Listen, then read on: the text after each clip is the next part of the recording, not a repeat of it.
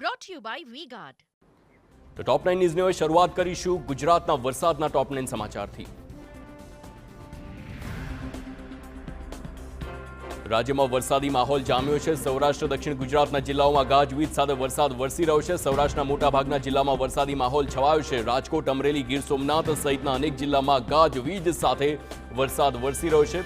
રાજકોટ શહેરમાં પણ ધીમી ધારે વરસાદની શરૂઆત। કાલાવડ રોડ, જામનગર રોડ, માધાપર ચોકડી સહિતના વિસ્તારમાં વરસાદ પડ્યો।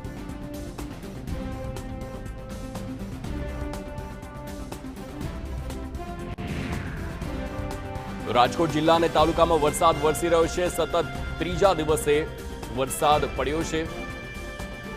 ઉપલેટામાં મેઘરાજાએ ધમાકેદાર એન્ટ્રી કરી છે। વીજળીના કડાકા ભડાકા સાથે વરસાદ વરસી રહ્યો છે। ધોરાજીમાં પણ સતત બીજા દિવસે વરસાદ વરસ્યો છે।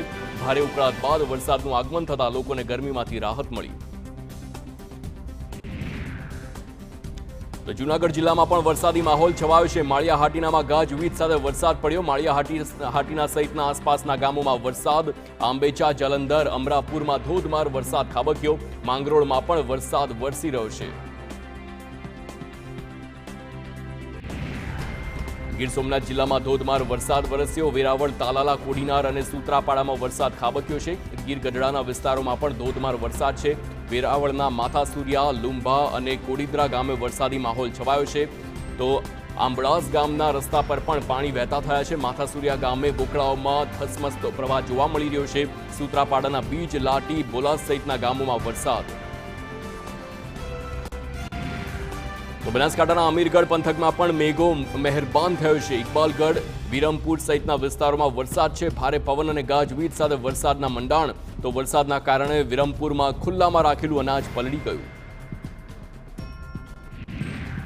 બનાસકાંઠાના અંબાજીમાં સતત બીજા દિવસે પણ વરસાદ। બપોર બાદ ગરમી અને ઉકળાટ બાદ આવી છે મેઘરાજાની સવારી। ધોધમાર વરસાદથી રસ્તા પર પાણી વહેતા થયા છે। તો અંબાજીમાં સતત બીજા દિવસે વરસાદ પડ્યો।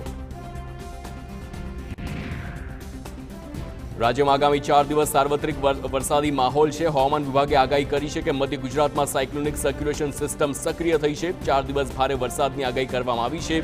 માછીમારોને દરિયો ન ખેડવા સૂચના આપવામાં આવી। દરિયાઈ વિસ્તારમાં 35 થી 45 કિલોમીટરની ઝડપે પવન ફૂંકાઈ શકે છે। ભાવનગરના પાલીતાણામાં પીપરડી 2 ગામમાં નવું બનાવેલું નાળું ધોવાયું છે। માત્ર સામાન્ય વરસાદમાં આરસીસીથી બનાવેલું નાળું ધોવાઈ ગયું છે। પંચાયત ઇરિગેશન વિભાગ દ્વારા ભ્રષ્ટાચાર અને એજન્સીની નબળી કામગીરીનો આક્ષેપ છે। આરસીસીના નાળા પર ઠેર ઠેર ખાડા છતાં તંત્ર નિંદ્રામાં।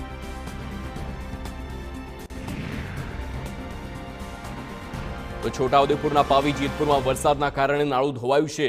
કદવાલ ગામમાં નાળું ધોવાઈ ગયું છે। વણકર ફળિયામાં નાળું ધોવાઈ જતા સ્થાનિક લોકોને ભારે હાલાકીનો સામનો કરવો પડી રહ્યો છે।